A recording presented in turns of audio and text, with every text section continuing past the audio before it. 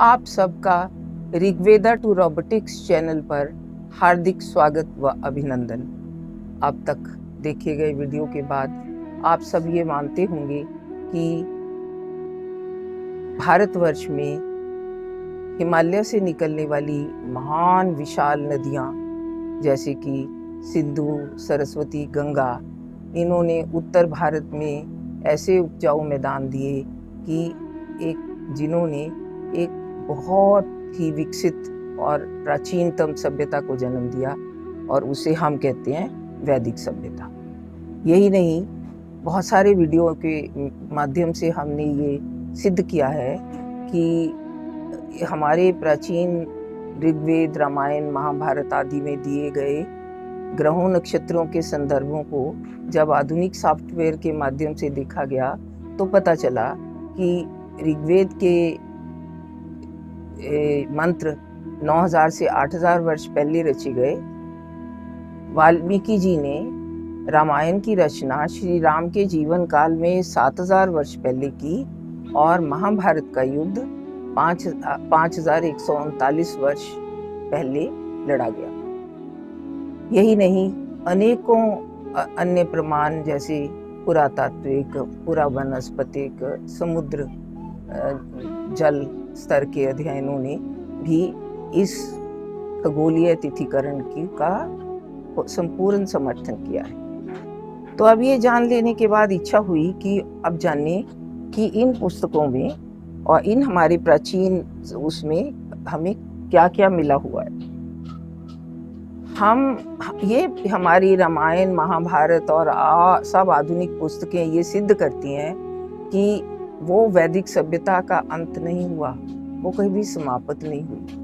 कोई हड़प्पा सभ्यता नहीं थी, वो वैदिक सभ्यता का ही अंग थी। तो हम अभी तक उन्हीं सभी प्रथाओं, संस्कारों का पालन करते चले आ रहे हैं। हम वर्तमान में भी सूर्य, चंद्रमा, जल, अग्नि तथा वायु देवता आदि के रूप में प्रकृति की शक्तियों की पूजा और अर्चना करते हैं। जीवन के विभिन्न चरणों में शुद्धि हेतु मनाए जाने वाले 16 संस्कार कुछ परिवर्तनों सहित आज तक भी संपूर्ण भारतवर्ष में अनेकों जगह तथा अनेकों लोगों द्वारा मनाए जाते हैं, जैसे कि जन्म संस्कार, नामकरण संस्कार, उपनयन संस्कार, विवाह संस्कार, दाह संस्कार आदि। हम सभी अभी भी यज्ञ, हवन, श्राद्ध, नवरात्र जैसी वैदिक अनुष्ठानों में विश्वास रखते हैं। कार्बन डेटिंग के आधार पर पुरातात्विक प्रमाणों ने सिद्ध किया है कि शिवलिंग, स्वास्तिक, ओम, नमस्कार, धनुष्वान, पासे का खेल, मटके, कमंडल, अंगूठी, चूड़ामणि, मोती व उनसे बने गहने, विभिन्न प्रकार के बर्तन, चावल, गेहूं, तिल, अन्य पेड़ पौधे व जड़ी बूटियां अब भी हमारे यहाँ उगाई जाती हैं और ये सब आज भी पाए जाते हैं। फिर भला हम इस महान वैदिक सभ्यता को सिंधु घाटी की सभ्यता या हड़प्पा सभ्यता कहकर उसका अपमान क्यों करते हैं और भारतवासियों के आत्मसम्मान को चोट क्यों पहुंचाते हैं? मैं आज थोड़ा सा एक उदाहरण रामायण से देना चाहूंगी।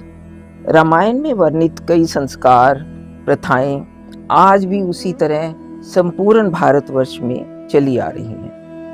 बहुत से उदाहरण पुस्तक रामायण की कहानी विज्ञान की जुबानी में दिए गए हैं। वहाँ पे वाल्मीकि रामायण के संबंधित संदर्भ पृष्ठ संख्या के साथ भी दिए गए हैं।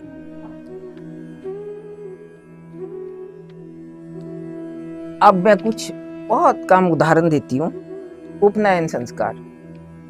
जब श्री राम को 14 वर्ष के वनवास पे जाने को तैयार हो जाते हैं तो माता कौशल्या विलाप करती है और विलाप करते हुए वो कहती है कि अभी 17 वर्ष पहले तो राम का उपनयन संस्कार हुआ था, इतनी जल्दी उसको वनों में कैसे भेजा जा सकता है।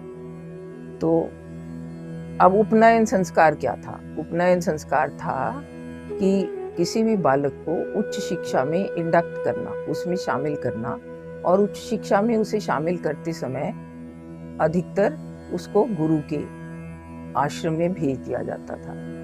आज भी ये संस्कार बच्चों की 8 से 16 वर्ष की उम्र में भारत के बहुत बड़े हिस्सों में और बहुत सारे लोगों द्वारा मनाया जाता है।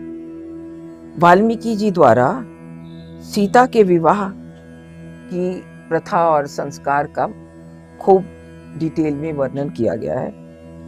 उन्होंने बताया कि सीता और श्री राम का विवाह फिक्स करने से पहले या मनाने से पहले वशिष्ठ जी ने श्री राम की वंशावली पढ़ी और बताया कि श्री राम की वंशावली सूर्य वंश के पहले महाराजा इक्ष्वाकु थे और राजा दशरथ उस वंशावली के 63वें राजा थे। जनक ने अपनी वंशावली का वर्णन किया और ये कहा कि उनका निमि वंश है, क्योंकि उनके सबसे पहले राजा निमि नाम से हुए थे। उधर विवाह के लिए एक वेदी बनाई गई, वेदी के अंदर अग्नि जलाई गई और उस अग्नि के चारों तरफ और वेदी के चारों तरफ चारों भाइयों और उनकी चारों पत्नियों ने परिक्रमा की।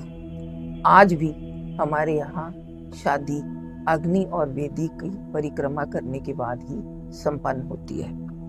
यही नहीं, 7000 वर्ष पूर्व राजा दशरथ के अंत्येष्टि संस्कार की जो विधि वाल्मीकि जी ने बताई है, आज भी भारत में अंत्येष्टि संस्कार उसी तरह किया जाता है। बताया गया कि दशरथ जी के मृत शरीर को नहला धुलाकर और उसमें उनके अच्छे सिल्क के कपड़े पहनाकर, फूलों से सजाकर, पालकी में लिटाकर शमशान घाट ले जाया गया, जहाँ पे देवदार और चंदन की लकड़ी से चिता बनाई गई थी। फिर इस मृत शरीर को उसके ऊपर रखा गया और अग्नि दी गई। सब परिवारजन रोते रहे और अग्नि जब देने के बाद उस चिता की परिक्रमा करते रहे। आज भी यही होता है। फिर 11 दिनों तक शोक मनाया गया। 12वें दिन श्राद्ध किया गया, पंडितों को खाना खिलाया गया और फिर 13वें दिन उनकी अस्थियां लेकर जल में विसर्जित किया गया। आजकल भी वो इसी तरह दाह संस्कार या फिर कहें कि अंत्येष्टि संस्कार किया जाता है। तो मैं ये कहना चाहती हूँ कि बहुत गलत इतिहास हमने पढ़ा। असल में हमने इतिहास पढ़ा ही नहीं, इतिहास के नाम से हमने सिर्फ झूठ पढ़ा। तो हम 9000 साल से चले आ रहे हैं वैदिक लोग, और हमारी सभ्यता, मैंने ऐसी 52 चीज़ें लिस्ट करी हैं जो आज से 7000 वर्ष पहले, 6000, 5000, 4000, 3000, 2000 वर्ष पहले मिलती हैं और आज भी हैं। तो भाई, तो हम अलग लोग क्यों हो गए? हम वही वैदिक लोग हैं, उसी वैदिक सभ्यता को आगे बढ़ा रहे हैं। धन्यवाद।